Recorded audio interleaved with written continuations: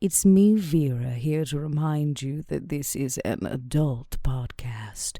That means we're going to deal with tough topics. Take a break if you need it, and be kind to yourself, because we sure won't be.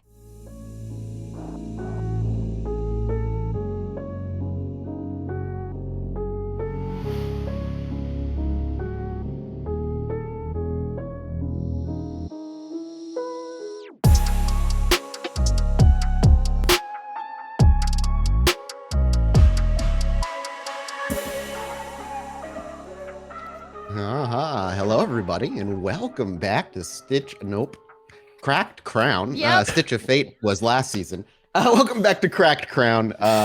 It has been a holiday, so I hope everybody out there had a fantastic holiday, New Year, was safe. You brought in 2023 happily with the people you love. We took a bit of time off. I have been super eager to get back to the story, and it's good to be back. I hope all of you, Jason, Mark, Bub, Dot, all had fantastic holidays as well. Indeed. I'm excited to be back. You may notice somebody's missing. This particular missing individual is in Japan right now. Yes. We can all just where be I jealous. just was. Yeah, I'm jealous of you, and I am now passing jealous. in the night. Yeah, I'm the same. You're just like opposite planes. Just goodbye. So we don't have Sean today, but don't worry, he'll be back soon enough. And other than that, if you have been enjoying Vampire, because I don't think we've recorded since then, hey, Stitch of Fate fans, Cracked Crown fans, go check out SOS. Also on this channel, we stream Saturday at 4 p.m. EST. It is our final season of this particular arc, Shadows of Sybil. It's a third season in a trilogy of seasons. And we stream on here, Pod by Night, every single Saturday for that show. And if you want to watch it, the VODs are made immediately available for all subs, but you can also go watch it on their YouTube channel as well, which is youtube.com/roll4it. And a big shout out to the people who've been gift bombing us subs already. Mr. Grizzly again, Kasima again. Thank you very much for dropping us gift subs. We very much appreciate it. Your support is what lets us to keep doing this, especially over at patreon.com/podbynight. We call that a segue. You can head over there and directly support us monetarily and get some cool little nifty extras for doing so. Like after shows, $5 tier gets you audio, $10 tier gets you with the video. You get into the Discord with special colors and secret rooms that you can go be a part of. A community game that Vera in character just did a special little party for, I'm told. Got the little rundown from her. It's true. I heard it was very fun for Vera to be there. So I'm excited for you guys the to see. proverbial pot of Gary shit. Well, Gary was, like you said, it is a pile of shit. So you're not doing much to mess it too much up. But if you guys want to be a part of that, love you. Yeah, we love you. Is there anybody watching this show or listening to it as a podcast from Gary, Indiana? I need to know. And if you are, let me know what a great job we're doing at representing the city. Thank you very much. If you guys want to talk about the show, you can jump over to our Discord. Totally free to do it. Dot said we have like almost 600 people on that Discord. So please join in, chat. There's a ton of people over there. And you can also support us, obviously, by subbing here and stuff. With all that said, I'm sure we're all chomping at the bit to get back as you have a particular hostage slung over your shoulder to deal with, and a particular reveal that the coterie itself has to still imbibe, as it was toward the end of last episode. That all was sort of revealed, and it certainly intrigued Vera, I think. So with all that said, let's rein things in, set the scene, and see what our coterie is up to. The blinking red S on a neon sign is what first greets our eyes as the camera fades in. A rolling truck with loose suspension quickly gathers our attention as it rattles by this tire shop as the camera pans back just slightly. An orange light in a nearby street light is the only other bit of illumination that greets our eyes, allowing us to see the piles of garbage that line the corners in the parking lot of this once tire shop. But our camera pans down beyond the asphalt, under the earth, and soon the outside noises are muted, and instead, a concrete room with four kindred, familiar to all of us, stand. One, a regular, is missing, Sean. After the events that unfolded here recently, Vera sent Sean off on a particular errand. He scampered off, and there wasn't much discussion about it, as the coterie does have trust for one another at this particular juncture, and I'm sure Vera would be happy to share it with them should they grow curious. But the three out of the four of them, all our eyes gazed upon a man who has recently revealed himself not to be a particular Chicago sports fan, or at least not his true identity, but a man from old England who held titles in Parliament and sits here in Gary, Indiana, now amongst the three of you. There was some questions about his origins and why he's here and exactly what he's doing here, and there was answer enough to calm the immediate suspicions of his motives. But certain things remain a mystery and may do so for some time. But that's where we left ourselves. I am curious if we pick up here, more conversation or a pushing forward of agenda is where Vera, Duke, and Max would like to put this. There is Adelaide, but she is sat outside guarding the front door. I believe that's where you actually told her to go, is to like just make sure and watch the front door. So she's not physically present in this room. The first thing we hear is the distinctive voice of Max. So, I don't gotta call you your lordship or nothing, right? No. It's Robert is fine. We're not actually in the old country, and I know in this country titles are frowned upon, royalty is banned. So, Robert or Sir Robert, if you are so inclined. Yeah, whatever you say, Admiral. All right. So, you're a guy who was pretending to be another guy, but you seem like a good guy. So, I don't know if this changes much between the two of us anyway. The freedom I feel of revealing my true identity is like a weight that's been lifted. I feel just free and ready to join the coterie and with full everything exposed, so to speak. Whoa. Let's not get ahead of ourselves. I mean, as we see Max's hands like, whoa, let's not get ahead of ourselves. It's true. For Bob or Robert, it has been decades, maybe centuries, since he belonged to a coterie properly. To allow himself to reveal his identity beyond the very, very select few who may or may not already know is something that he's carried for just as long. To be invited to a coterie is something that Robert hasn't even had the pleasure of doing, as you've been more Kevin Jackson's pet errand boy than anything else. There may be that silence that lingers after such exclamations from Robert, but Vera seems to straighten herself up, looked like she was about to say something. Well, as quaint as this all has been, I have this feeling we should host a party. I got inspired by our little tiff with the squatters in the basement, and I thought, how can we avoid this? And I say we meet them with full open arms, all the kindred of Gary, Indiana. Why not tell them who we are and why we're here? What do you call it, man? Like all of them? The whole hoi polloi? Well, I imagine there are some status levels we'll need to sift through, but I have a suspicion that the kindred of the city haven't just disappeared. They've broken into small groups, factions even, to survive what has been left of this place. Robert, actually, you would know that obviously that she is correct. Gary, Indiana, the kindred that remain, have split into factions. And perhaps unsurprisingly, like most kindred, those factions have tenuous peace at best, some openly hostile against one another. They can't even unite for a simple small city. Okay, Vera. So you got a venue in mind for this little shindig you're planning? Well, considering the fact we don't know what kind of kindred will actually attend, we have to assume that they could, in fact, tear down the walls, so we need a place that is disposable. And what better disposable place than the old ex-prince's house? I'm sure some of them would enjoy trashing the walls. Precisely. So Why not invite them to do it?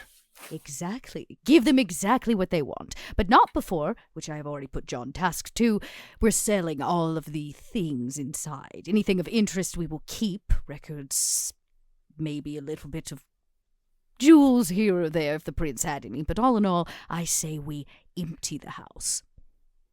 Okay, but people are going to need a place to sit down during the party. I mean, we should keep a few chairs or something. Oh, Couch. yes, we can get rid of them after or so. Whatever's not broken, it's not like there was much left anyways. Out of curiosity, is Vera's intent to move into that house and take it as the coteries' haven? No. Okay. Vera's best intent would be to find the deed to the house and sell it. Is that something that she makes Vera known to would the coterie? never accept hand-me-downs from the ex-prince.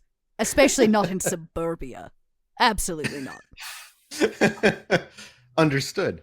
Okay. I just was I was curious if that was something that was being tossed around as a thought or not, but it makes sense that Vera would not particularly give a damn about that. She prefers to make her own way, and she has done more than that, or as the years have gone. Were you about to ask something, Vera? I saw Vera I thought you saw. Did you have concerns, Max?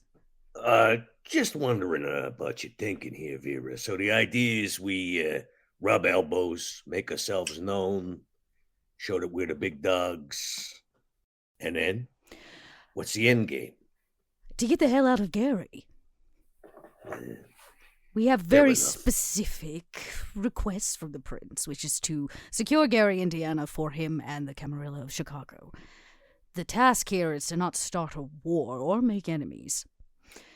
The prince and the rest of the Camarilla has already done that themselves here in Gary, Indiana. That part is very, very clear. Our goal is to convince them that their only option is to give Jackson what he wants if they are to get what they want. You are all at Sim's tire shop in the basement, correct? You're at underground. I believe. Is that where you are right now? So. Okay. I just want to make sure. Well, if socializing is what we got planned, you know that ain't where my strengths lie. You got anything in mind for me? Well, you are the most charismatic of us all. And I've heard through the proverbial grapevine that there's a very large Nosferatu population here in Gary. They're a bit estranged from the rest of the kindred population. I thought you could use your cunning wilds to go woo them in our favor, gain some information, find out what they are doing, and see if they would like to, I don't know, work with us? Way ahead of you, Vera. I already made contact. Well, not direct contact, but I put out feelers. There is a big Nas community here. And it looks like the Grand Poobah is he's a little eccentric, even for a Nas. Well, we do love the eccentric type. Seems to be an all-in-the-family kind of vibe. Out of curiosity, is Duke simply standing by, listening, in the corner? Duke's listening to these requests that Vera is after, and he's making a note, sort of thumbing through things mentally, knowing that Vera is after a deed. It shouldn't be difficult for him to make it to the recorder of deeds in Gary. I think that's actually Lake County, so it shouldn't be too difficult to find. Might actually be able to utilize Max for this, as it's largely just a building filled with filing cabinets. Yeah, that's pretty much the best Gary can do. Especially World of Darkness Gary. They're way worse off. Even better. Now, in lieu of my distress when we entered Gary, Indiana, Duke and I were pontificating about the future and ways in which we can leverage Jackson's assets to our benefit. One of which was to build in a little bit of a funnel through the hotel back to us through a construction company that would come in and do, say, regular updates on the hotel while we are away. We will use that money to fund our efforts here, so that when Jackson gets angry and realizes we've been stealing from him, we can remind him that we, in fact, have done it in his favor and for his city. Well, Interesting. if you're going to cross a prince, it's good to have a backup. I can't fault that. I'm curious how Robert feels about that as well. You know Jackson rather well, but Jackson is, for the most part, extraordinarily relaxed. The difference is he is extraordinarily tyrannical once you break a rule. He doesn't give second chances. It's a very iron fist, but as long as you're following the rules, he's an enjoyable man to be around. I'm just not sure how he would interpret this if indeed you revealed later that you were doing it for him, if he would believe that or not. Oh, it's not for Jackson, it's for the Camarilla. Yes, and of course those two interests don't always line up. In the meanwhile, as perhaps Vera is asking the question she's about to ask, Duke, I need from you, and only you, a wits awareness. I got one success. That wasn't great. No, that's not great. Can you re-roll any? Do you want to re-roll any? Yeah, I think I will. Okay. 2 more successes. So I've got 3 total successes. Okay, three successes is enough successes to clear a hard, technically, check. So as the conversation is happening in front of you, and as you said momentarily ago that you were sort of doing some mental notes, taking kind of a track of what you need to take care of to get certain papers in your hand and so on. And as you are thinking about such things and mentally, like I said, taking notes, you don't hear the tires. You hear a gentle, what sounds to be door shut upstairs, followed by a very difficult to hear whistle. You do know that Adelaide is up there, however. Are we expecting company? Duke butts in before Vera can even respond to Robert's concerns about the prince. If there is no response, Duke turns and starts heading upstairs. The minute that Max hears there might be trouble as well, he just obfuscates and is also heading upstairs. Yep, and so as the camera pulls back and Duke simply turns to walk, we see the Nosferatu ripple out of existence. How does Robert respond? Well, I mean, if I would probably follow Duke, I would say. As Duke begins to stride up the stairs and Max disappears, Robert just kind of straightens up. Does he take the posture of Robert, or does he re-imbibe the posture and personality of Bob once there's potentially a stranger? Bob would be a arriving? tool that we use from time to time, but Robert is where his heart lies, and therefore would like to Remain as such? remain Robert as long as he can. And this perhaps it's simply that, the freedom of being yourself truly for the first time in who knows how long. It's an addicting feeling. You don't want to let this go. Sure, playing the part as necessary for the Camarilla, you do what you have to do. But here in Gary, where there's way less kindred, a population of humanity that's much smaller than Chicago, and around those you can trust who are now part of your coterie, no, you're not going to let this go. And so with a right upward stance and a rather elegant gait to your steps, we watch Robert quickly follow up behind Duke, leaving just the camera on Vera to see how she responds. Cool. Everybody seems to just kind of snapped right into response mode. Perhaps that makes you proud. I was about to say, Perhaps this is see them exactly all- what Vera wants. She takes a Yeah. seat. And so that's what she does. We see Zira just is able to observe how quickly everybody just fell in line to their roles, and with a smirk, she sits in a nearby chair and waits for the outcome. You know what? She has an invitation to write. She's going to obviously need John to go print it and all of that, so she just pulls up a pen and paper and begins scribbling this invitation. And our camera lingers on this distant shot of Vera for a few moments before we hard cut and we're outside. We see Adelaide first, around the corner of the building, quietly peering at the person who just parked their vehicle and is crossing the street. The first one up is Duke, through the front door. And Duke, you see a familiar face, a Bruja, whistling to himself with a big grin. reading a piece of paper he has in his hand as he looks down and then looks up at the tire shop, and he's too much of a distance away or perhaps too distracted to notice Duke standing there. But Duke looms, lurks. And that's as we follow behind this Bruja as he whistles and with a pep in his step walks. We could see just out of focus, across the street in the distance, just barely what is the white shirt of Duke as he watches quietly. Right behind him would be Max, and Max, you're invisible, of course. I need a rouse check from you because you're doing the invisible while walking thing. I am walking about. But Max and Robert would both kind of arrive at the top of the stairs, relatively similar. And let me know what you rolled. That is a success. Fantastic. So you do not gain a hunger. And so, Max, would you stride right on by Duke and head outside? Max is going to go directly to Adelaide. She will feel a hand on her shoulder and in her ear a whisper, "Great job, kid. Why don't you get inside now?" You just see her nod, knowing that you're there, but doesn't look back to you or anything, knowing you're also unable to be seen.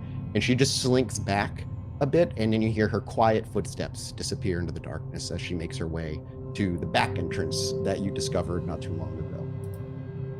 Robert, as you step up to the stairs and you see Duke simply standing there, you see a Bruja, smiling, whistling, and walking.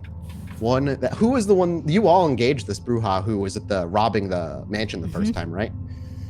Okay, same one? Him, the same exact one. I encountered him. The rapscallion! That actually makes him jump, and he startles, and the paper gets crumpled in his hand for a moment. He's like, "Fuck! Oh, fuck! God! You know what?" And he puts his hand up. "Have a good night." And he immediately turns around and starts heading for his car. Does anybody attempt to stop him, or do you all just let him go? Max is going to basically intercept him. Sure, yeah, absolutely. Walk into his path, and he's just going to say, "Hey, you came all this way. Why don't we hear what you got to say?" So appearing in front of him, he once again startle him a second time. This time the paper kind of he throws it out of his hand accidentally. And he, as he clutches at his stomach, he's like, "Oh, you fucking nos, god damn it." And he goes to grab the paper as it's slowly falling to the ground. "What? Can I just go? I didn't know you were here. Finders keepers, it's all good." As he says that, he bends down, picks up the paper, and quickly folds it. Actually, Max is going to try to sort of noink the paper before he picks it up. Give me a dexterity athletics check, sir. Yeah, it's Garrett from Gary. This is Garrett. 2 successes. 2 successes, perfect. So that's exactly what we're looking for. And as he picks it up and stands up from the crouching, we simply see Max's hand reach forward. And as the camera zoomed in on the piece of paper, the purple monstrous hand just grabs it, pulls it. The tiny piece of corner of the paper gets ripped in his grasp, but it didn't rip any writing or anything important. And there you have his piece of paper, which is, on first glance, looks like hastily written notes in blue pen. "What do we got here?" "That's mine." I'm going to stride over as well, by the way. And so Max, as you're standing there, Robert kind of, as he says, strides across the street and arrives right next to you as you have the paper in your hand. And it is, as you walk over, Robert, he looks to you, he's like, "That's mine." Does Max not give a damn and he just starts reading it? Yeah, he'll just start reading it aloud, actually. And as you're reading it aloud, what you realize is it's a bunch of notes of potential caches where he believes he can either find the visionary or there's at least valuable loot of the princess to be found. "Ooh, well. A little shopping list, huh?" I plead the fifth. "Yeah, this ain't a court of law." What does it matter? What does it matter? You're here, so clearly you're doing the same thing. "Mm-hmm. I believe you're acquainted with my friends." Yeah. Bob, was it? And he looks over to you. "It was, but it is no longer. Mr. Sticky Fingers." Um, That's you, not me, by the way. I'm calling you Mr. Sticky Fingers. he like looks to his fingers and has a raised eyebrow, and then looks to Max. Malkavian? It's a long story. Look, maybe we ought to have Vera have a word with you. No. Yeah. I'm good. I didn't do anything. I don't need to see you. I don't need to see you. That's right. You didn't do anything because we stopped you from doing anything. Like I said, you came all this way. And basically, Max just takes him by the shoulders and is turning him around. And he there's a moment of resistance, but quickly gives, and he has like a heavy step forward, and he's like, fine, get off me. I'm going. Okay. God damn it. And as he walks toward the door and passes through the door frame, it's only then that he notices Duke standing there. And as he lays eyes on Duke, he fucking jumps again and actually stumbles down a few stairs. Vera, you can hear, oh, fuck! And then bam, bam, bam, a few before he catches himself. What is wrong with all of you? And I was standing still. I don't know what you're on about. You're pretty jumpy there, fella. Yeah, you think. Vera, you recognize the voice immediately. Oh, and as he finishes Garrett. walking down the stairs with Max and Robert right behind him, with Duke pulling up the rear, he sees you. He smiles sarcastically and looks to the only chair. Does Vera stand up? No. Okay. But I do gesture for the chair. And as I do, I say, did you miss us that much, Garrett? He doesn't respond. He just kind of gives you a smirk and a nod and plops himself down in the chair. Garrett, what do you know about changing tires? Yeah, I can change a tire, yeah. Do you know things about cars? Not really a car guy now, but I can change a tire, I could change oil. How, I can change brake pads, but I can't really do the rotors. Mathas, would you say that Yes. Garrett is an attractive fellow? I would say on a scale of 1 to 10, the man is a solid 5. Okay, well, Dead there's average. always room to improve. For Vera, she would think not at all. I mean, simply Right, because she's but Storyteller, okay. but maybe for a Bruja, he's not too bad. He's average. He's average. Garrett, how would you like a job? I politely decline. How would you like to make a lot of money? That's what I'm trying to do. Well, instead of treasure hunting for whatever it is you're doing, Book, visionary, and I think I have a lead on it. I'm going to give you the money in my pocket. And I'd like This you feels to like a do trap. me a favor. I'd like for you to go spend it at Gary's top strip club. He looks notably more concerned. Let me try that again. I'm going to give you this money, and I'd like you to go enjoy yourself. And while doing so, I need for you to scout for me 3 attractive, smart, and desperate women. And if I say no, Then I'll add more money. how many times can I say no to get the most money? How many times are you going to say no before you take the job? But I guess what I'm getting at here is if I say no enough times, are you just gonna kill me? Don't press your luck, Gary, from Gary.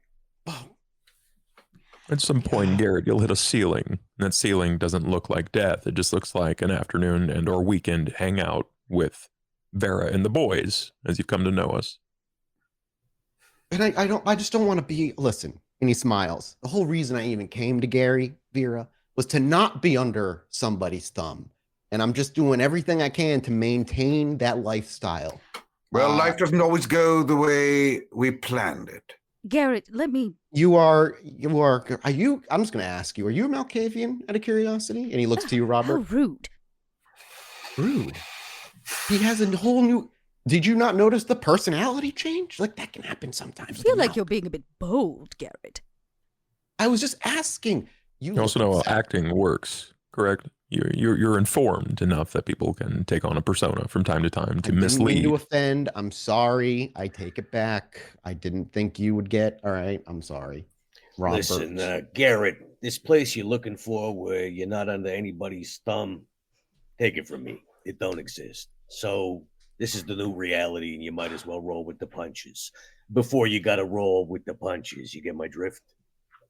I get your drift. I just don't. Unless like you where want the to drift is live taking. out in the wilderness and drink the blood of squirrels, I mean, you'll be under gangrels someone's thumb sometime.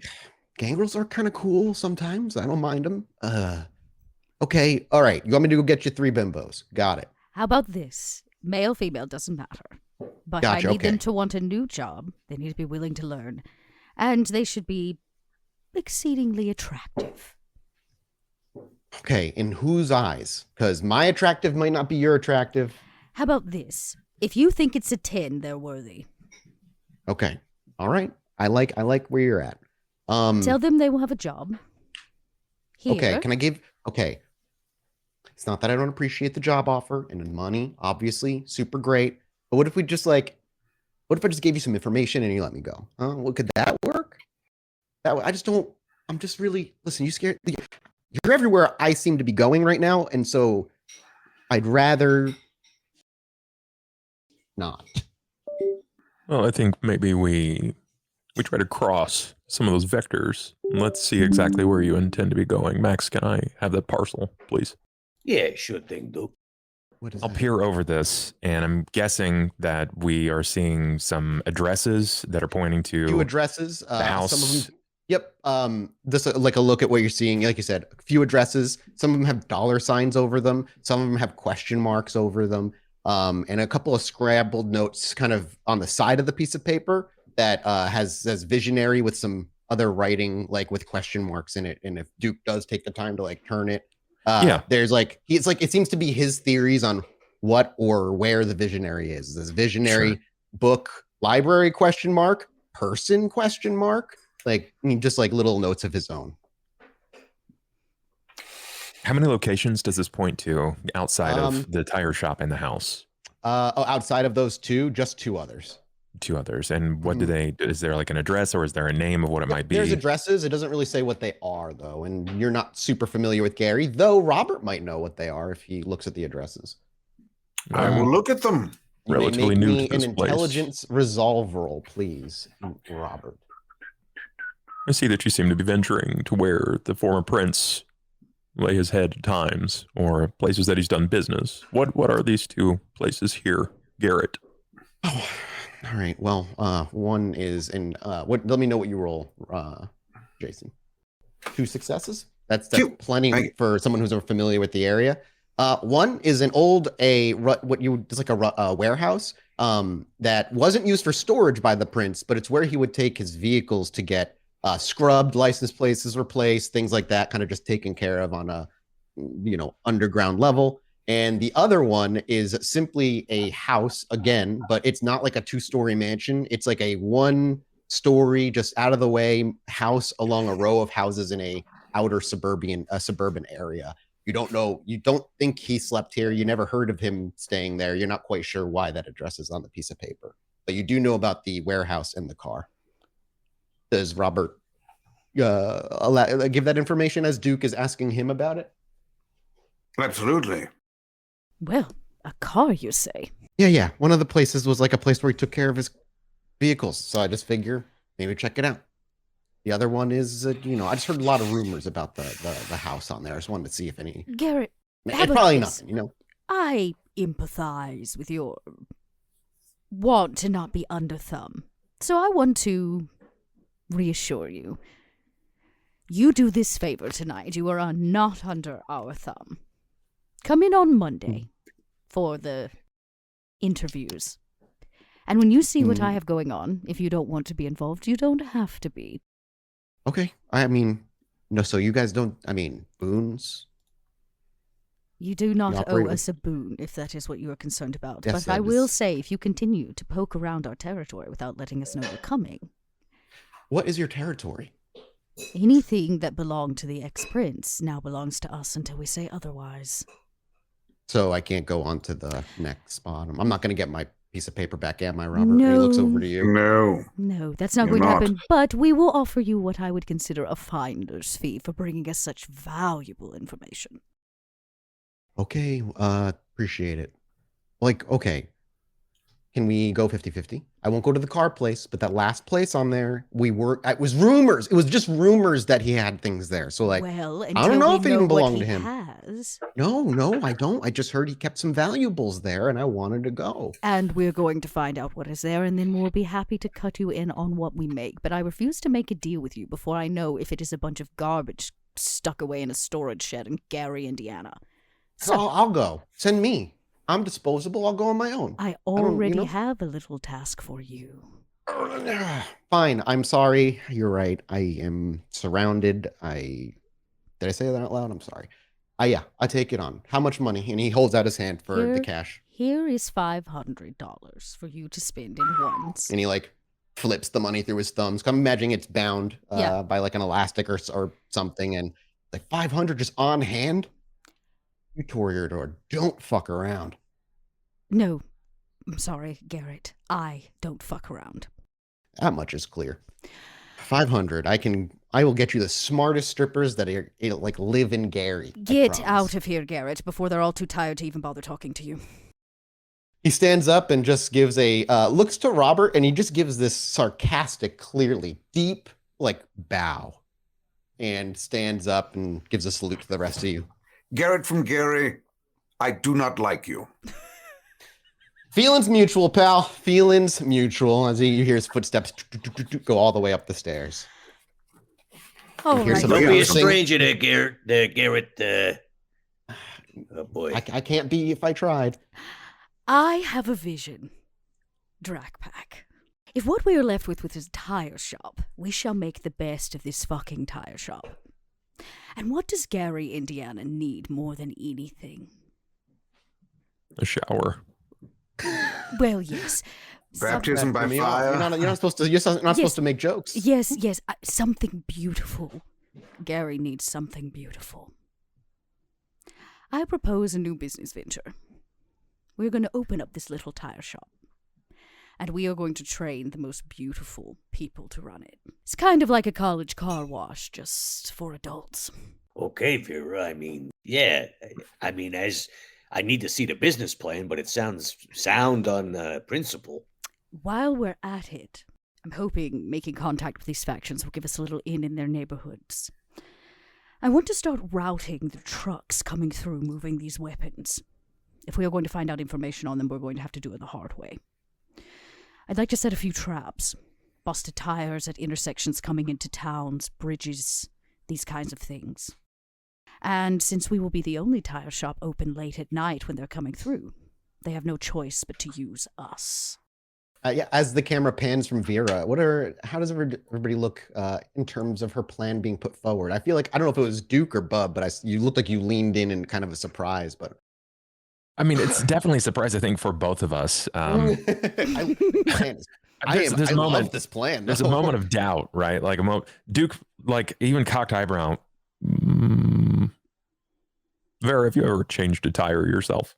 Absolutely not. I didn't know you're supposed to change them. Max.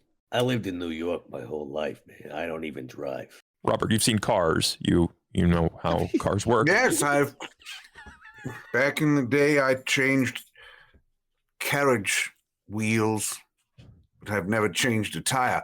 But I'm curious the concept of this Hooters of tire companies eludes me slightly. What would be the overall reasoning for hiring incredibly attractive people to run this? Just as a distraction? Yes, 1. 2, specifically the dancer type, you might say. Opportunity. I promise you they don't want to be dancing on a stage in Gary, Indiana for people like Garrett. 3.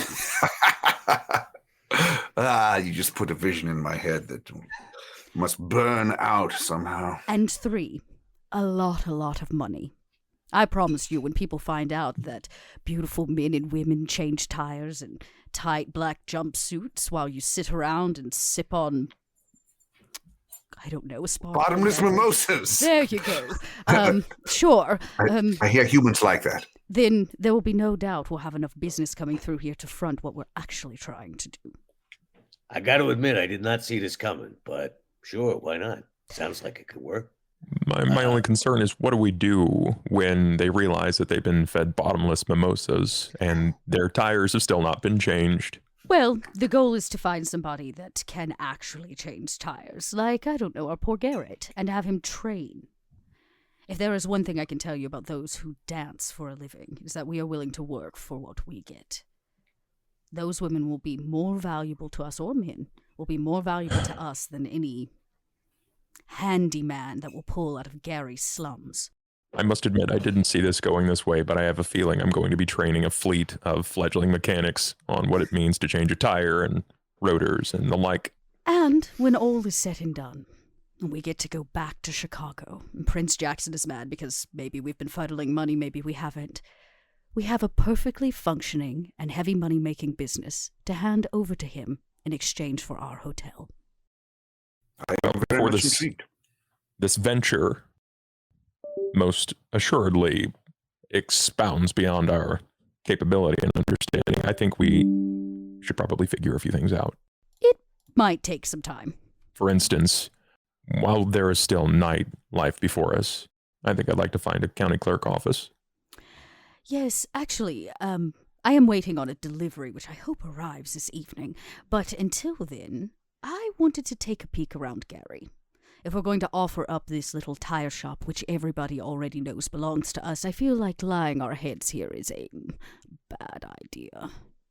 Yeah, we're gonna need someplace I can stash Max Jr. in Adelaide.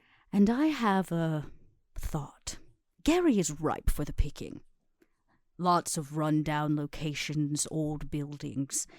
And I have something very particular I want to see if I can find. Would you mind, company? Duke? I imagine. Well, I would appreciate it. I'll find what I'm looking for near the county clerk's office. All right. At the very least, it's a firm distraction. In the meantime, you want me to try to make contact with the NAS again? Might be a good idea. It might be time for us just to take a moment to breathe as well. We should secure this location until we can officially move out of it. My only question is, does anybody want to go visit any of the other 2 addresses on the piece of paper? I can tell you what my plan is. My plan is to find the court recorder, or essentially the recorder of deeds, to find whom is under the ownership of all of these locations, Sure. and to see if there are any additional locations that happen to be under this name. Okay. I'd like Yeah, to you also can definitely see do that. Mhm. if there are, near that office, if there are updated blueprints regarding the house, and the last time that there was an addendum made to those blueprints regarding what may have been updates to that structure. Match dates to original build to see if there were any updates to the structures that we're Sure. looking at. Absolutely. Does so in the meanwhile, like, do you want to go there at night and just kind of bust in and look around? Because you could easily do so. 'Cause right now it won't be open, Yes. obviously. It'll be super late at night. Yes. So you want to go do that? Does that mean so you want anybody gonna hold off or on going to see those locations I in the would meanwhile? say that a new vehicle and maybe some additional assets couldn't hurt us. Maybe they could go take a look, Duke. I suppose that would be fair. There's likely several impound lots that will likely never see their original owners. And who's going to care about a few missing vehicles from impound lots? Let's hope that he had better taste in cars than he did in houses. One So, can hope. Duke is going to head to the clerk office. Robert, Vera, and Max, which way are you all going to go? I'm actually going to go with Duke because I need to head into downtown Gary, Indiana to scout for something. Fantastic. Robert about- and Max. Yeah, what do you need us to do? You want us to check out one of the other locations? Well, we know that this warehouse is supposed to have a vehicle. That seems pretty low-key. This other one could be a problem, but you're both strapping young lads, so I'm sure you can figure it out. Just be wary. Okay, dealer's choice there, Robert. What do you feel like? Flip a coin as far as I'm concerned. Hey, why not? You got a coin? I do. Ooh. What do Call you it in the air, my friend. Heads. Heads it is. All right. Let's check out this place that might be trouble. Soften them up a little. Out of curiosity, does Robert flip like a actual like quarter, or does he have like an old coin that he keeps on? He has himself? ye old.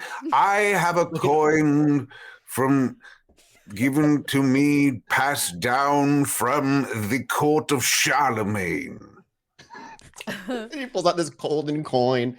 It's heavy as hell compared to like money now. And when he does flip it, it rings so satisfyingly with that deep bassy kind of ring to it as he catches it and it turns to heads. And as we get to see the two parties depart, as the camera pulls out of the building and gets a little bit higher to tree level, as we see the two of them disappear. I assume Max vanishes at some given opportunity. The screen will fade to black, and we'll pick up next week with the next episode of Cracked Crown. Goodbye, everybody.